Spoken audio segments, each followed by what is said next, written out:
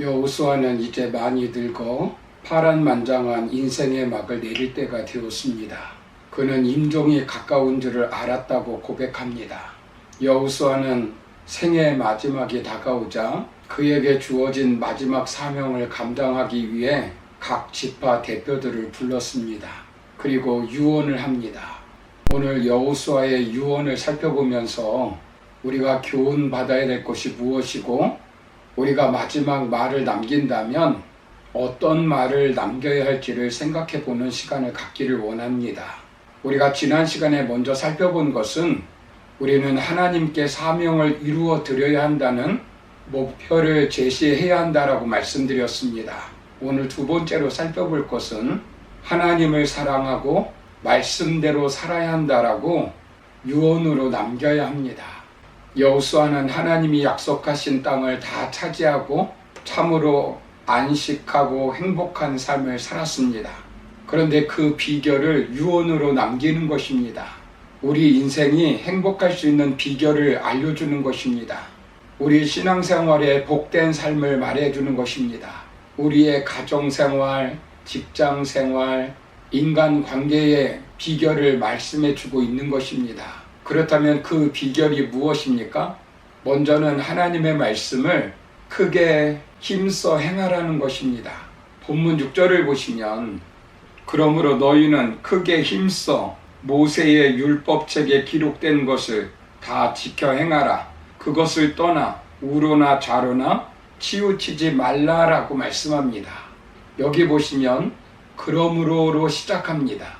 즉 너희가 그 땅을 차지하려면 이라는 뜻입니다. 어떻게 하라는 것입니까? 모세의 율법책에 기록된 대로 다 지켜 행하라는 것입니다. 행하기는 행하되 힘써 행하라는 것입니다. 적당히 하는 것이 아닙니다. 차지도 덥지도 않은 미지근한 상태가 아닙니다. 적당히 타협하지 말라는 것입니다. 하나님의 살아계심을 확신하고 매우 강력하게 하나님의 말씀의 원리대로 힘써 살라는 것입니다. 좌로나 우로나 치우치지 말라는 것입니다. 이 말씀은 여호수아가 모세로부터 후계자로 임명받을 때 주신 말씀입니다. 그렇게 하면 형통할 것이라고 말씀합니다. 젖과 꿀이 흐르는 땅, 축복의 땅, 안식의 땅에서 참으로 안식과 축복을 누리는 것은 아무나 누리는 것이 아닙니다. 아담과 하와가 에덴 동산에서 복을 누리며 살았습니다. 그러나 하나님의 말씀을 지키지 않자 에덴 동산에서 추방되었습니다. 노아 때 죄악이 관영하니까 쾌락과 풍요 가운데 살던 사람들은 그 땅에서 물로 다 심판을 받아 죽었습니다. 소돔과 고모라 땅이 죄악으로 가득하니까 하나님께서 그 땅의 사람들을 불로 다 살라버렸습니다. 이스라엘 백성이 죄악으로 관영하니까 결국 그 땅에서 아수르와 바벨론 나라의 포로로 붙잡혀갔습니다. 우리에게 주신 가정, 우리에게 주신 교회, 우리에게 주신 땅에서 행복하게 사는 비결은 말씀을 크게 힘써 지키는 것입니다. 요셉이 어려운 환경 속에서도 말씀을 힘써 지켰을 때 그는 애굽의 국무총리가 되었습니다. 두 번째는 우상을 섬기지 말라는 것입니다. 본문 7절을 보시면 너희 중에 남아있는 이 민족들 중에 들어가지 말라. 그들의 신들의 이름을 부르지 말라. 그것들을 가리켜 맹세하지 말라. 또 그것을 섬겨서 그것들에게 절하지 말라라고 말씀합니다. 우리가 말씀대로 살려고 하면 말씀대로 살지 못하게 하는 방해하는 사람들이 있습니다. 여기 서두를 보시면 너희 중에 남아있는 나라가 있다고 말씀합니다. 우상을 섬기고 삶의 가치체계, 윤리관, 세계관, 인생관이 반신앙적인 삶의 체계를 가지고 있는 사람들이 있습니다. 무엇인가 하나님보다 더 귀중하게 여기는 것을 최우선 순위에 놓고 살아가는 사람들이 있습니다. 그것이 돈일 수도 있고 쾌락일 수도 있고 명예일 수도 있고 인기일 수도 있습니다. 하나님보다 더 그것을 우선시하고 하나님을 하나님으로 섬기지 못하게 하는 것은 바로 우상입니다. 그들이 우상을 섬기는 것은 그것이 자신들을 행복하게 만들어 줄 것이라고 생각하고 있기 때문에 믿고 있는 것입니다. 가나안 땅을 완전히 정복하고 젖과 꿀이 흐르는 행복을 누리는 두 번째 비결을 아주 구체적으로 말씀하고 있습니다. 가지 말고, 부르지 말고, 맹세하지 말고, 섬기지 말고, 절하지 말라는 것입니다. 믿지 않는 사람과 절교하라는 말이 아닙니다. 우리는 불신자와 만나야 되고 교제해야 합니다. 인간적인 교제를 하되 그들을 따라 그들이 섬기는 우상 신전에 가지 말라는 것입니다. 가면 어떻게 됩니까?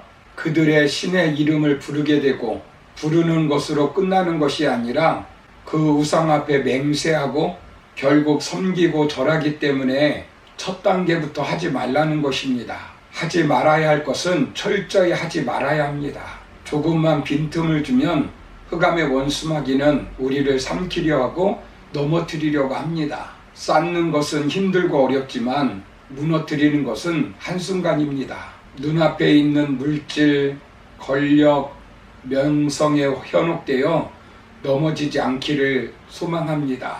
세 번째로 적극적인 방법은 하나님께 가까이 하고 하나님을 사랑하라는 것입니다.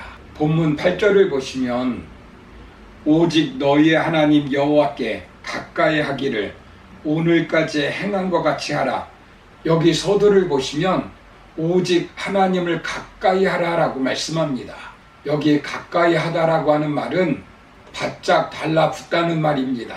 떨어지지 않는다는 말입니다. 생사결단하고 떨어지지 않는 것입니다. 하나님과 동행하는 삶을 사는 것입니다. 신전 의식을 가지고 살아가는 것입니다. 왜 그렇게 하라는 것입니까? 아무 이유 없이 무작정 그렇게 하라는 것이 아닙니다. 본문 9절을 보시면 이는 여호와께서 강대한 나라들을 너희 앞에서 쫓아내셨으므로 오늘까지 너희에게 맞선 자가 하나도 없었느니라 라고 말씀합니다. 그 강대한 나라를 누가 쫓아냈다는 것입니까? 하나님이 쫓아냈다는 것입니다. 너희를 당할 자가 없도록 만든 분이 누구라는 것입니까? 여호와 하나님이십니다. 그들의 전략이 뛰어나서도 아니고 우수한 무기가 있어서 된 것도 아니라는 것입니다. 하나님께서 함께 하셔서 요단강도 건널 수 있게 되었고 여리고 성도 무너진 것입니다. 그러므로 너희는 하나님께 가까이 하라는 것입니다. 하나님께 가까이 하면 어떤 결과가 일어납니까? 본문 10절을 보시면 한 명이 1000명을 내쫓는다고 말씀합니다. 왜냐하면 여호와 하나님이 싸워주시기 때문입니다. 그러므로 어떻게 하라는 것입니까? 본문 11절을 보시면 그러므로 스스로 조심하여 너희의 하나님 여호와를 사랑하라 라고 말씀합니다. 사랑하는 성도 여러분, 하나님을 사랑하라는 것입니다. 흥망성쇠가 하나님을 사랑하느냐 하지 않느냐에 달려 있다는 것입니다. 하나님을 사랑하는 자에게는 축복이 기다리고 있지만 하나님을 사랑하지 않는 자에게는 저주만 기다리고 있는 것입니다. 그러므로 우리도 여호수아처럼 하나님을 사랑하고 말씀대로 살아야 한다고 유언을 남겨 우리의 자녀들이 이 땅에서 젖과 꿀이 흐르는 축복의 삶을 살 수 있기를 주님의 이름으로 축원합니다. 감사합니다.